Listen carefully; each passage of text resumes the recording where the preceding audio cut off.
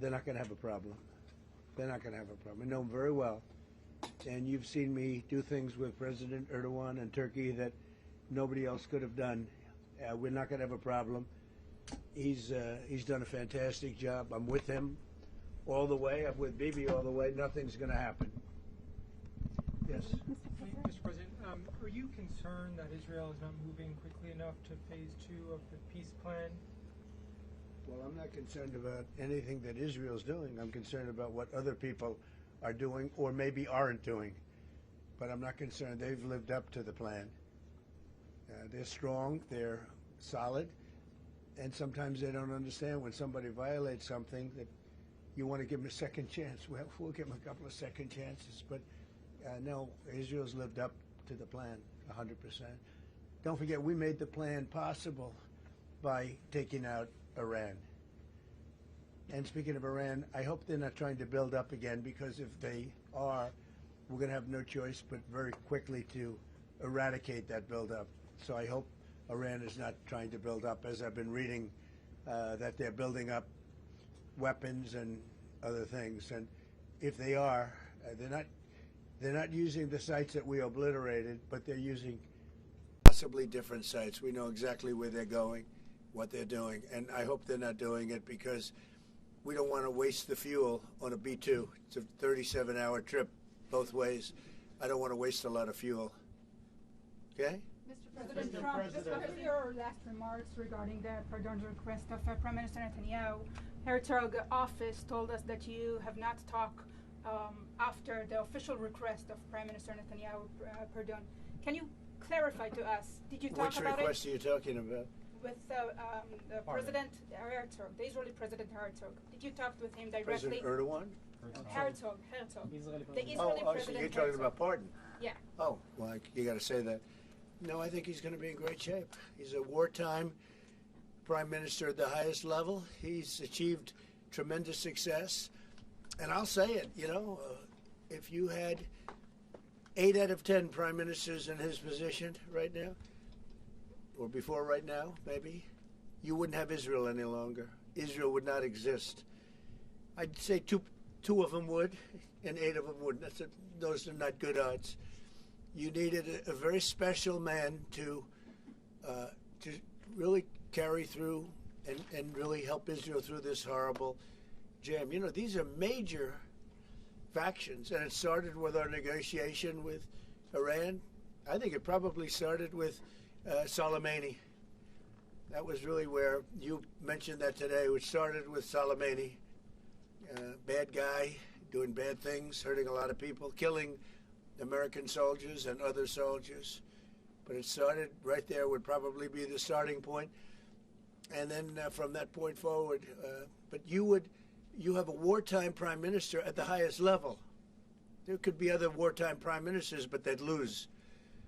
He won. And I think the people of Israel appreciate it. I think a lot of the people in the world appreciate it, actually.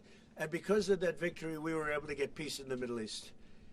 If you had a different kind of a personality, if you had a weak person or a stupid person, and there are plenty of both of them, you would not have had success, and you might not have Israel. And you report for Israel. I know you're very proud of it, and you do a great job. You might not have a job because there might not be an Israel right now if you had a different prime minister. That's a big statement, but to me it's a very simple statement to make. I'm looking at Pete Hegseth, and he's sort of nodding. If they don't have a strong prime minister, Pete, you might not have Israel today. I think he'll go down in the record books. And, I was a big help. I'll be honest with you, big help. Somebody said in the room, if you don't have Trump, you needed a proper combination of everything. And if you didn't have that combination, which they had, you would not have an existing Israel right now. And the people of Israel know it. That's why they like me, and it's why they actually like him. He's got a little bit of a love-hate more than I do over there. But you know what? Even the haters have a lot of respect for him. There's a lot of jealousy about him. A lot of jealousy. Jealousy is a bad word. But I believe you would not have Israel right now. So it's a big deal. Yeah, please. Mr. President, A recent poll showed that as many as half of Gazans would be willing to leave the Gaza Strip if afforded the opportunity to do so. Back in February, you said that all Gazans should be I heard that number today, half of Gaza would leave. I've always said it. I said if they were given the opportunity to live in a better climate, they would move. They're there because they sort of have to be. I think it would be a great opportunity, but let's see if that opportunity presents itself. But we're helping the people of Gaza a lot. So is Israel, by the way. So we'll see what happens. But I saw that it was a poll. It was actually more than half the people would leave if they were given the opportunity. And I've been saying that for a long time. To me, it was common sense. So it's interesting. Why wouldn't countries accept them? Look, let's not talk about it because we don't want the controversy. Right now, we're helping Gaza. But if they were given the opportunity, I think even higher than that, the group that did the poll is usually, I call them negative pollsters. You have a lot of them. And yet this poll was, I think, very accurate, other than it would be more than half the people if given the opportunity. But they haven't been given that opportunity. So we'll see what happens. Mr. President, have you reached a point of understanding regarding Syria? We do have an understanding regarding Syria. Now, with Syria, you know, your new president, I respect him. He's a very strong guy, and that's what you need in Syria. You can't put a choir boy. You can't put somebody that's a perfect person. Everything's nice, no problems in life. You have the opposite there. He's a strong guy. We get along with him great.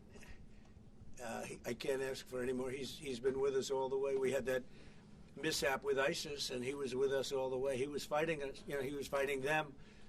So I hope Israel, I'm sure that Israel and him will get along. I will try and make it so that they do get along. Mr. I think they will. Bibi, do you have anything to say about that? Yeah, well, our interest is to have a peaceful border with Syria. Our interest is to have, and we openly say it, we want to make sure that the border area right next to our border is safe. We don't have terrorists, we don't have attacks, and we also want to secure our Druze friends. And by the way, I think not only the Druze, but other minorities, especially the Christians, should be protected as well in Syria and throughout the Middle East and in Nigeria. In your efforts, we back completely because Christian communities are beleaguered around the world and especially in the Middle East, but in parts of Africa too. And we stand for the same thing. And don't forget, it was President Erdogan that helped very much get rid of a very bad ruler of Syria. That was President Erdogan. And he never wanted the credit for it, but he really gets a lot of credit. Bibi agrees with that. I agree with. I mean, I know it. And President Erdogan should get a lot of good credit for what he did. He got rid of some very bad people. And, you know, they've been wanting to do that for 1,000 years with different names, but for 1,000 years in Syria. President Erdogan did it, and we give him a lot of credit. I give him a lot of credit. But I think it's going to work out well between Syria and Israel.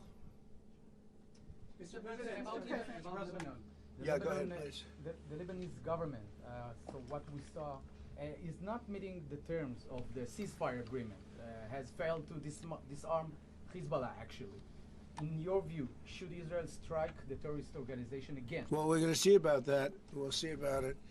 The Lebanese government is at a little bit of a disadvantage, if you think of it, with Hezbollah. But Hezbollah has been behaving badly, so we'll see what happens.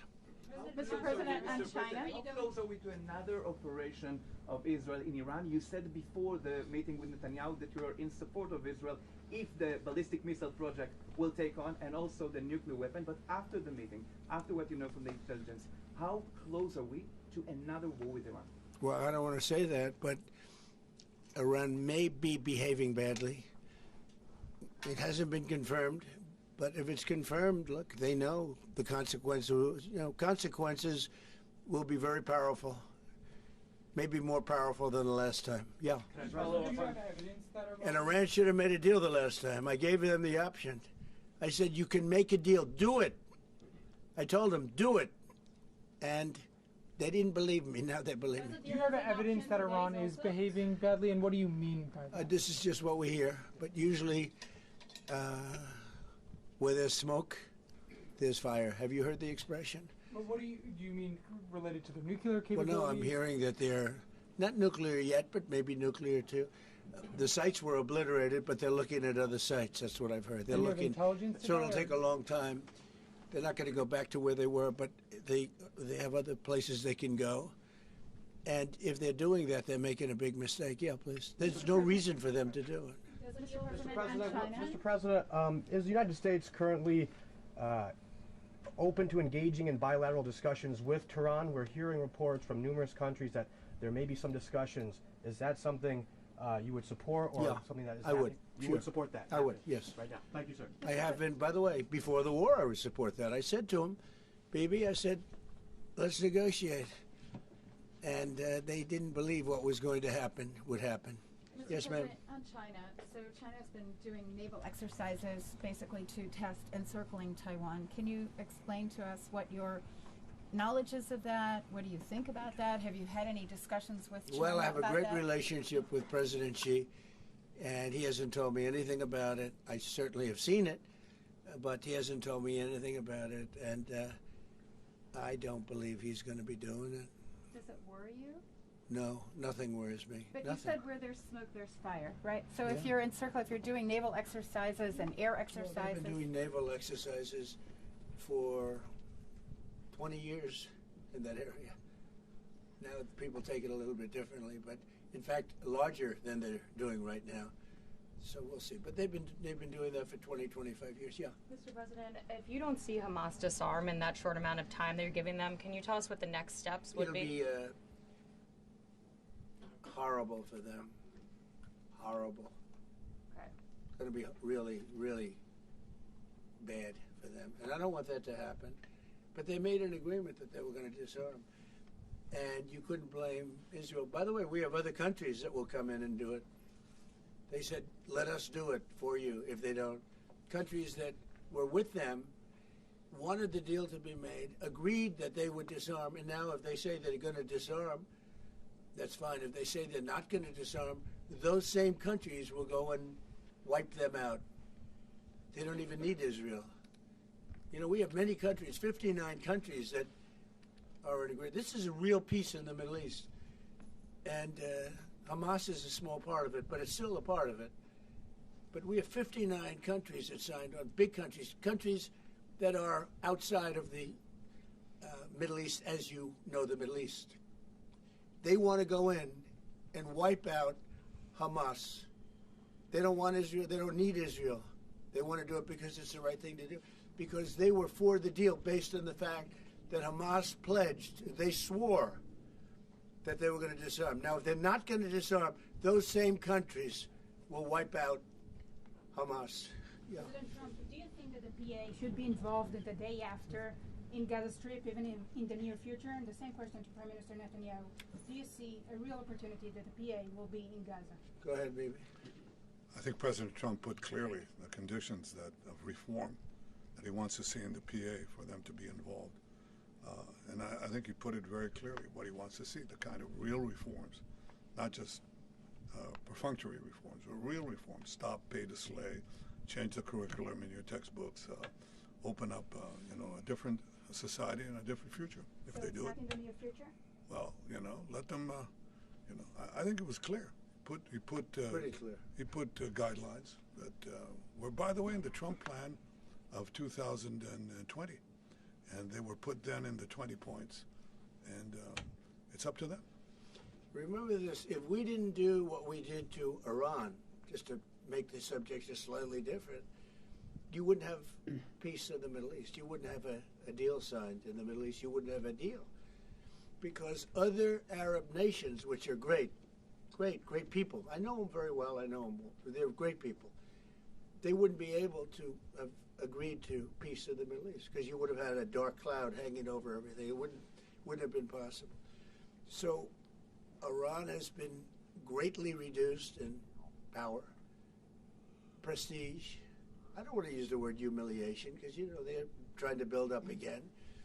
But we can't let them build up, because if they build up, there can't be peace in the Middle East. It was a mistake. You know, when they wiped out Iraq and Iran were about the same power. And they fought each other with different names for 1,000 years. And then our country came out and blew up one of those two countries, namely Iraq. And all of a sudden, Iran had the whole Middle East all to itself. But that's not true anymore. That's not true anymore. Can you tell us something about your Say plan? it? Tell us something about your plan to expand Abraham Accords. If you can tell us something about your plan to expand Abraham Accords. Well, the Abraham Accords are great. It was a great achievement of Jared and everybody. I mean, it was one of the great achievements. They'll be expanded. Countries are already talking about expanding it, and they'll be expanded fairly quickly. Yeah, please. What about Saudi Arabia? Is it still on the table? The normalization? Saudi Arabia is great. We have a great leader, and a friend of mine and a friend of a lot of people. Also an enemy of some people, but those people aren't doing so well. No, Saudi Arabia has been very good as far as I'm concerned. They've done everything that we can ask for. But normalization with Israel is on the They're table? getting along great with Israel. They will. And at some point, they'll sign the Abraham Accords. Mr. President, on the Fed, so one of the big domestic tasks ahead of you is to pick a new chairman for the Fed. Yeah. You've said that you have one favorite, but you're I also do. doing interviews. Still so do. Hasn't changed. Yeah, I'll announce them at the right time. There's plenty of time. Are you? Is But there in the any meantime, chance? we're doing numbers that nobody's ever seen. We have $18 trillion coming in. We had a 4.3% GDP. They thought it was going to be 2%. And that's despite the Democrat shutdown. Had the shutdown not occurred, we would have had an extra 1.25. Think of that. We are doing, and also despite the fact that we have a fool at the Federal Reserve. I mean, Biden reappointed him, and it's too bad. You would have thought he wouldn't have done that. But he's an absolute fool who's building a new Federal Reserve, or he's doing a renovation of a building. Maybe he's up to $4.1 billion to do a renovation of a few very small buildings. It's the highest price in the history of construction. He's spending more money than any building has ever spent per square foot on the renovation of, as an example, I'm doing a magnificent, big, beautiful ballroom that the country has wanted, the White House has wanted for 150 years. It's a massive job, and it's a tiny fraction of that number. And we're under budget and ahead of schedule. Now, it's bigger than I told you. After realizing we're going to do the inauguration in that building, it's got all bulletproof glass. It's got all drone, they call it drone-free roof. So drones won't touch it. It's a big, beautiful, safe building. But it's a big project. For a tiny fraction of that, we're under budget and ahead of schedule. And they've wanted it for 150 years. Think of it, the Federal Reserve building, two buildings there, they don't know what they're doing. They're way over budget. I mean, almost, this was built during the Biden administration. And I rode by it the other day, and it's headed by the head of the Federal Reserve. Too late, too late, Powell. Too late because he's always too late with interest rates, except before the election he was too early because that would have helped. That was supposed to help get her elected. It had no impact. We won all 7 swing states. So what do you think of? But no. We're thinking about bringing a suit against Powell for incompetence. Because think of it, these aren't outstanding buildings. These are small buildings. He said $4 billion more. It's going to end up costing more than $4 billion. $4 billion. It's the highest price of construction. Again, Democrats. Highest price of construction per square foot in the history of the world. There's never been. Gorgeous monuments are built for a much smaller price. So we're thinking about bringing a gross incompetence, what's called gross incompetence lawsuit. It's gross incompetence against Powell. And it was his baby. And the guy's just incompetent. I mean, there's nothing you can do about it. He's just a very incompetent man, but we're going to probably bring a lawsuit against him. Thank you all very much. I appreciate it. Bibi, congratulations. Mr. President, when do you expect an announcement then on Powell's replacement? January sometime. And will you ask Jay Powell to resign Well, from he the should board resign. You know, entirely? be a favor to the nation. But he's come close. I mean, we're getting pretty close. I would fire him. I'd love to fire him, but we're so close. You know, maybe. But maybe I still might. Will you sell F-35 to Turkey? Say it. Are you going to approve a sailing of F-35 to the Turkey? We're thinking about it very seriously. And what is What your prevented- reaction We'll be to okay. that? They'll never use it. Okay. Thank you, press. I promise. Thank you, press. Thank you, press. Thank you, press. Thank you, everybody. Thank you, press. Never use it. All right, head this way.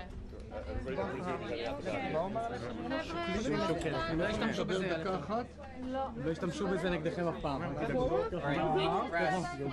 Back up, please.